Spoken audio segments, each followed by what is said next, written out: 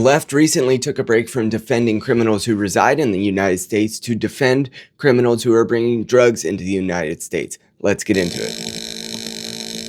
Right, like it has to be a war on the drug traffickers, right? War on drug cartels. Like these are material things that that our military, which is excellent at finding things, breaking them, and destroying them, that they can actually go and do. Like not so good at stopping people's drug habits. Really, really good at blowing up narco terrorist boats in the middle of the Caribbean. For those new to the channel, I have been a therapist, a father, a husband for more than a decade, and one of the specialties that I have been involved with is treating the individuals who suffer from drug issues. And for that reason, I hold a special place in my heart for anyone who is taking care of the supply of drugs before they get in. So before you get into the video, please like, share, and subscribe. Let's see what Pete did and what the military did and whether or not it's legal, maybe, or moral. Absolutely. Yes, yeah, but my view of that is like, well, the war on drugs was never tried. I mean, we never actually went to war against drugs. And I think it's kind of like that scene in Breaking Bad where, where Mike says, no more half measures. If you're going to do it, it's got like either do it or don't. You can't have a half measure. And when it comes to the quote unquote war on drugs, it strikes me that it's kind of been at most a half So the measure. allegation is that Pete Hegseth recently ordered a drug smuggling boat to be taken out, as well as giving an order that there be no survivors. The allegation is that this leads to some type of war crime because, technically if somebody's incapacitated, you're not allowed to just take them out while you're on the battlefield. What's possibly up for debate is whether this is a battlefield or not, but what isn't up for debate is the absolute terror that has been reaped on the American populace by the drug problem. And I recognize that most people are insulated from this because they don't really have that much firsthand experience with people who have a substance use issue. But I have been a person in long-term recovery, as well as a person who works with those in recovery for more than 13 years. And I can give firsthand accounts of the suffering that's been brought upon the American people by the drug trade. And it is time for us to do something drastic about it. And limiting the supply is their job. That's the Border Patrol job, the military's job. Limiting the demand is my job. I try to provide insights so that people can have meaning and purpose in their life, and therefore they don't want to use drugs in the first place, or if they did use them and they found themselves in a bad place, that they would be able to overcome that substance use.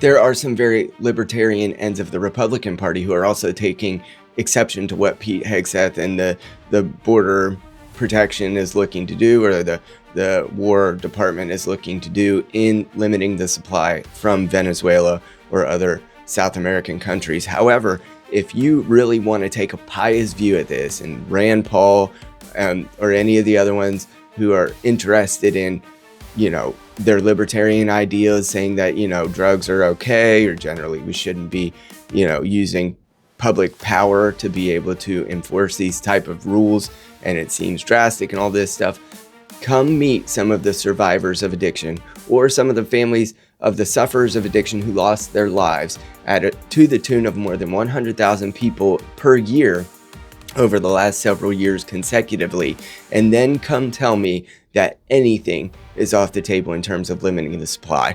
Of course, we don't want to encourage criminal action on the Department of State or the Department of War. However, the criminals are the ones who are indefensible in this, and those are the ones who are bringing suffering at untold hundreds of thousands to America. And for every one of those lives that's lost to substance use addiction, there are at least 5 to 10 other sufferers involved. And so it doesn't take long before you can multiply that over nearly the entire American populace who has had firsthand or secondhand experience with the drug trade problem.